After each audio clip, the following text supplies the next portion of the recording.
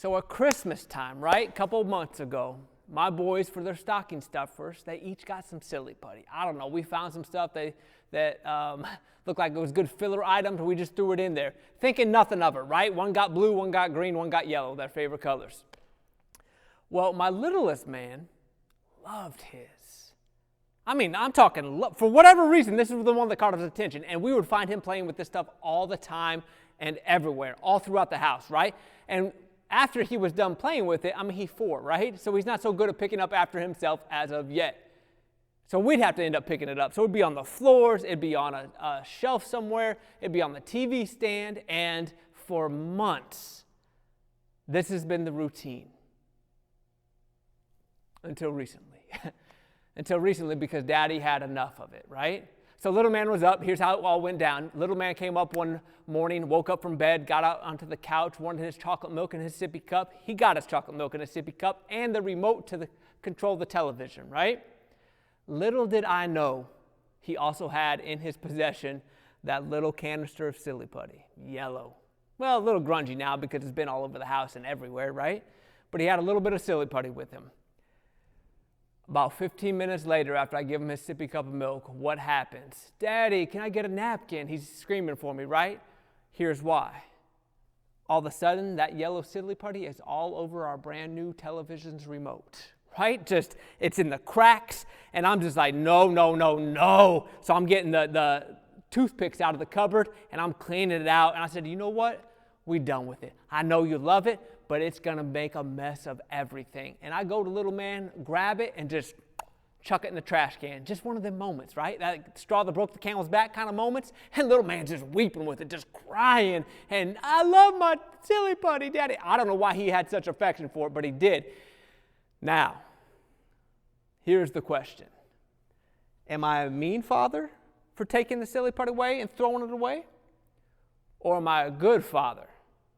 Right? Like, because to him, I'm a horrible dad, right? I took something he loved and I got rid of it.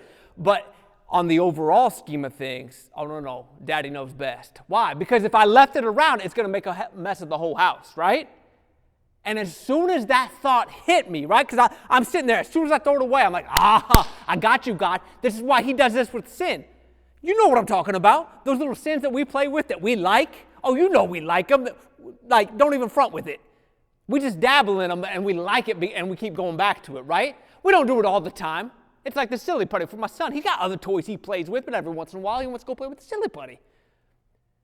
And we think we got it under control until, oops, it makes a mess of something else in our life. And I'm telling you, Daddy knows best. He says, no, you don't understand. You're going to make a mess of everything. I got to get rid of it all. I can't even let you play with it no longer. Watch what I'm talking about. Because what we think is innocent, fun, something just to do to pass the time, he's saying you don't understand how nasty it could get with you. You don't know how bad this sin is. You think it's a toy. It ain't no toy, boy. Like, ain't no levels to this thing. Sin is sin is sin is sin. And you start dabbling with a little bit, you don't even understand. You thinking it's the innocent type? Oh, no, my man. Sin is utterly sinful. Like when it's played out, it equals what? Sin, when fully grown, we'll read it here in a second, is death.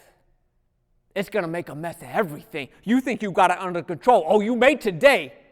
But eventually, that little fun time you got is going to grow and it's going to overtake you because you ain't as strong as you think you are.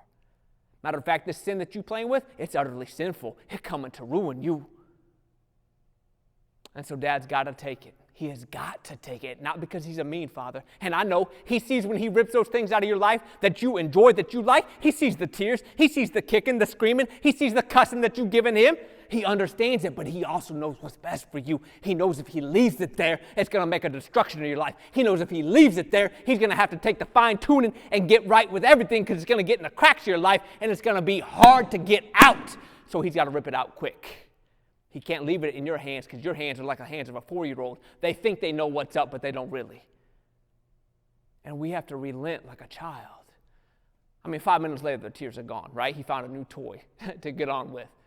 We got to trust our dad with faith like a child that he knows what's best because Daddy really does know what's best.